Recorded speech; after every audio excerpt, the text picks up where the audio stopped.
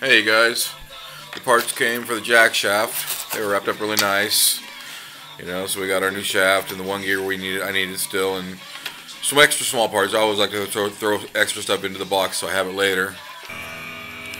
Okay, I showed you before, the old jack shaft is out. We're getting the new one in place. I put in new bearings.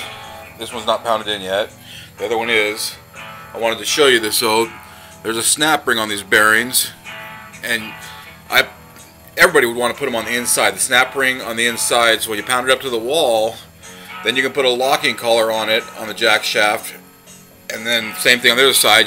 I'd pound this in the rest of the way, put a locking collar on it, and that way that's going to hold that jack shaft from going anywhere while keeping the outside looking nice. I'd have it all out flush and everything, but there would be no locking collar on the outside. It'll look better this way. And this is the way it should be done. So I'll show you that. I'm going to get the new sprockets on and start to line up this back one with the chain, and I'll show you that when I get it on there. Anyway, I got to finish pounding in this bearing, and the bearings are in for the jack shaft. Then I got to cut it to size, and we'll start putting the gears on it.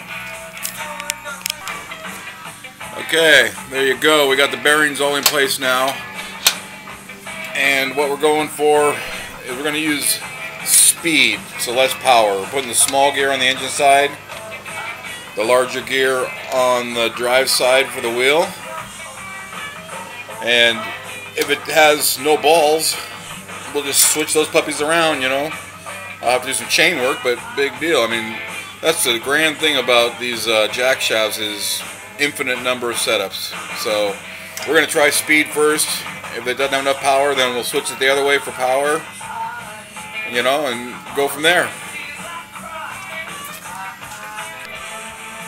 Okay, got this all set up to the chain here. I need to add a couple of links, but it fits really nice. Now, if you look down in here, I had to put a couple of machine washers in there to space it just exact.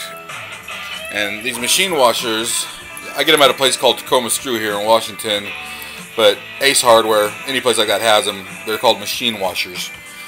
And I buy these 5/8 by the handful because they make great little spacers for doing this small stuff, So that way now, you really don't need them, because this is in with a locking collar. This has its own set screws.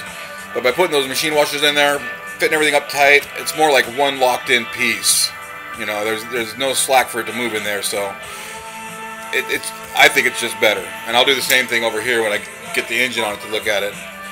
But this is now set up right here perfectly. It's lined up nice with the chain. I don't know if you can see it because I'm not looking at the other side of the camera, but really going to work out nice. Machine washers, they make great spacers.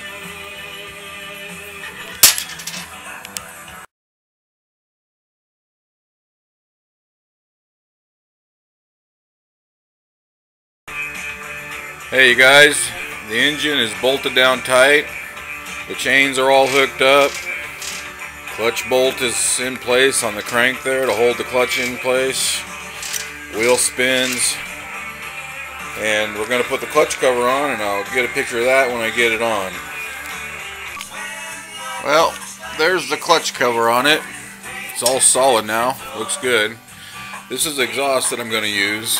It's the original exhaust off the bike, so I'm sure some purists will probably be writing me some nasty stuff about that, but I need to cut it to fit this exhaust here. And what I'm going to use, that's the stock muffler. We'll cut this piece off, mount it, and then start hacking away at this stuff.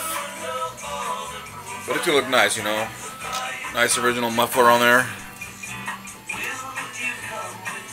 Original cover. I think that'll work out great.